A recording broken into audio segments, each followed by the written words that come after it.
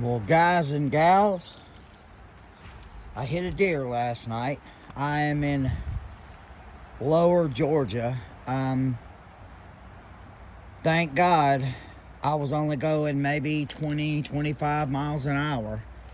Um, I was headed down to my local Walmart, my little Kia Soul, about to turn in the parking lot. It's kind of a rural area where I live at.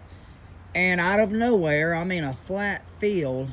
A little small deer just jumped right out in front of me, and I was already going slow, so I slowed down and I hit it, and I think it survived. It ran off in the woods, and thank God my car survived because only having liability insurance on it. You know, I'm in the middle of a divorce. I'm having to watch my budget, and I absolutely do not need my little car to be damaged. So, you know, my son was with me, and he hollered, you know, "Dad, deer." And about the same time he hollered, "Dad, deer," then Dad saw the deer.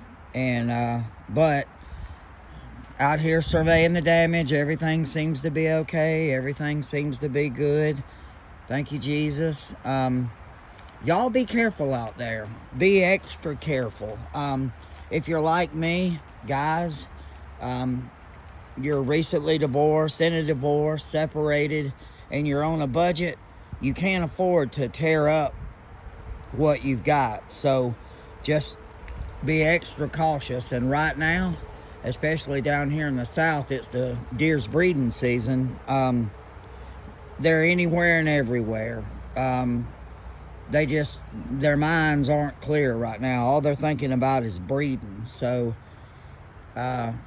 keep an eye out for those deer, you know. And that's kind of a joke down here in the South. Everybody always says, you know, y'all be careful going home. Call me when you get there. I love you. And I guarantee you 75 to 80% of the people down here in the South always say, watch out for deer. Well, it kind of sounds like a joke, but it's not a joke. Watch out for deer. They are out there.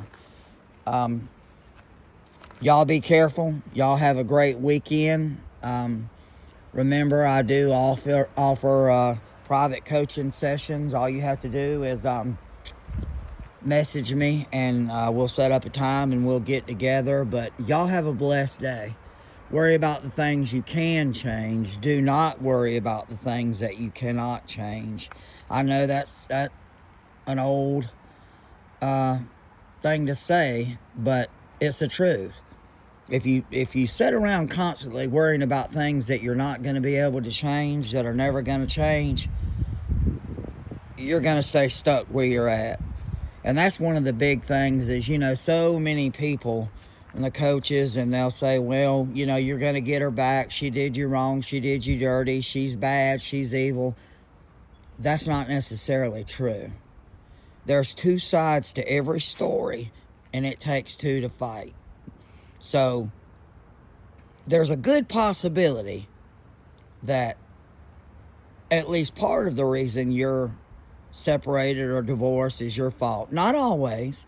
Not always. You can be involved with an avoidant, and you can be involved with a narcissist. I mean, that word gets thrown around a lot lately, but you can be involved with one of those. But the honest truth is a lot of guys get complacent. They let their health fall apart, their looks fall apart. They just don't care anymore.